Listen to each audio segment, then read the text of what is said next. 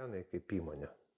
Tai viena iš grupės produktų, kuriuos mes teikiame ūkininkam, yra tręšimas per lapus. Ir mes dirbame kartu su Olandų kompanija Soltech. Jų yra išskirtinumas tai, kad jie kūrė atskirai kultūroms, kūrė atmetimo būdu.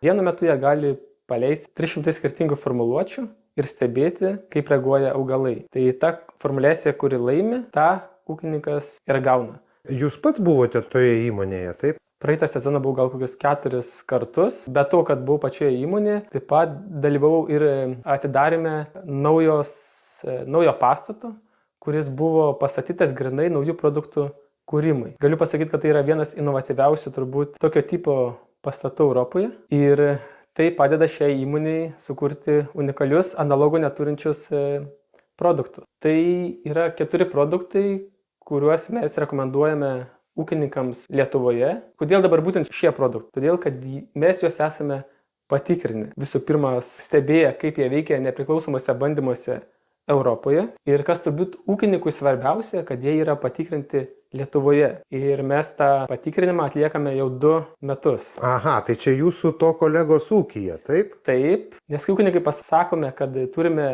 daug informacijos, kad tie produktai veikia, kad patikrinta nepriklausomų bandymų skirtingose šalise. Visą laiką ūkininkas sako, įrodykite, kad tai veikia Lietuvoje. Tai mes užsakėme nepriklausomą bandymą Lietuvos agrarinių ir mokslų ir miško centre. Kadangi Lietuvoje yra pagrindinė kultūra žieminiai kviečiai, tai ant jų išbandėme 2 produktus. Tai pirmas yra Optimalif manganas cinkas ir kitas produktas Optimalif NPK Vital. Tai su manganų cinku gavome 400 kg hektarui derliaus priedą, o su produktu Optimalif NPK gavome 300 kg priedą. Tai čia dideli pinigai, kaip sakoma, atsižvelgiant į dabartinės kainas. Labai dideli pinigai, bet aš buvau garantuotas, kad taip nutiks ir paaiškinsiu dėl ko.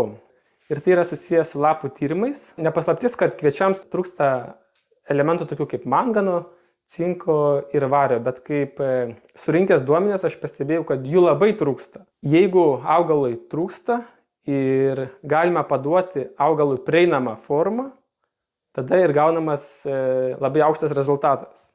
Tai per tuos bandymus norėjau šitą įrodyti ir iš pirmo karto pasisekė. Kokios rekomendacijos būtų pavasariui? Kviečiams rekomenduojama Optimalif manganą cinką ir Optimalif NPK Vital. Rapsui rekomenduojame produktą Optima Vigor. Kuo jis yra unikalus, kad jis yra suspensija, ką tai reiškia, kad galima sutalpinti labai daug elementų. Ir jo tankis yra beveik 1,6, kad jis yra labai daug. Bet jis maišosi kaip tirpalas, tai labai lengvai išsimaišo. Turi pagrindinius elementus, tokius kaip kalcį ir azotą, taip pat mikroelementus, kurie organiškai kompleksuotis organiniais agentais, geresniam pasisavinimui. Ir yra labai daug padaryta nepriklausomų bandymų būtimam rapsams. O daržininkams mes taip pat rekomenduojame sezono pradžioje stipriam vegetaciniam augimui Optima Vigor. Gal galit pasakyti, kaip apskritai kilo idėja prekiauti Soltech produktais ir kuo apskritai jie unikalūs tokie? Dirbdamas agronomu, skaičiau daug medžiagos ir yra toks amerikiečių konsultantas Jonas Kempas. Ką jis sako, kad organiniai elementai, organiškai cheluoti, yra geriausiai pasisavinami augalų, geriau negu kitomis formomis. O kitas dalykas, visiškai atsitiktinai, būdamas Olandijoje ir lankydamas skirtingus ūkius su Olandų konsultantu, aš vis klausydavau ūkininkų, kokias trąšas jie naudoja tręšimui per lapus. Ir vis girdėjau žodį Soltech. Sujungęs šituos 2 dalykus į vieną, kilo idėja šios produktus atvežti Lietuvos ūkininkams. Ar tarkim pasiteisino, ar kokie produktai buvo labiausiai perkami, tarkim, pernai metų? Pardavėm daugiausiai skysto kalio, produktas vadinasi Optimalif K. Ką ūkininkai labiausiai patiko, kad jis yra neutralaus pH, jis yra šiek tiek rūgštinis. Visi kiti rinkoje produktai dažniausiai būna aukšto pH, tai ūkininkas turi papildomai investuoti į rūgštinimo medžiagas. Kitas dalykas, kad kalis yra organiškai kompleksuotas su citrato rūgštimi.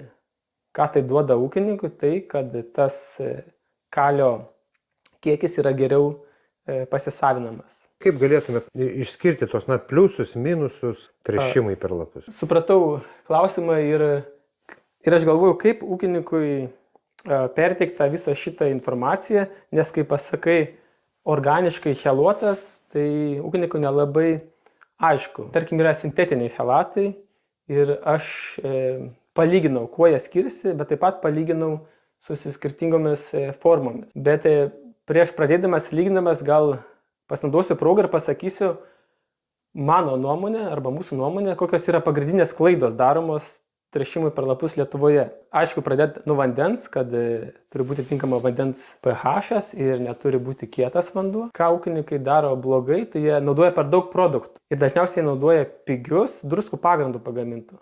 Jie tarpusavyje reaguoja ir neaišku, koks yra galutinis rezultatas. Jeigu tos koncentracijos yra padidinamos, ką ūkininkai irgi dažnai daro, tai yra tikimybė, kad bus nudeginti lapai, augalas patirs stresą, ką galutiniam variante bus prarandamas derliaus nuostolis. Nes aišku, turbūt ūkininkai galvoja, kuo daugiau patręši, tuo geriau. Taip. Ir yra iš tikrųjų labai klaidingas mąstymas, bet tą labai sunku pakeisti.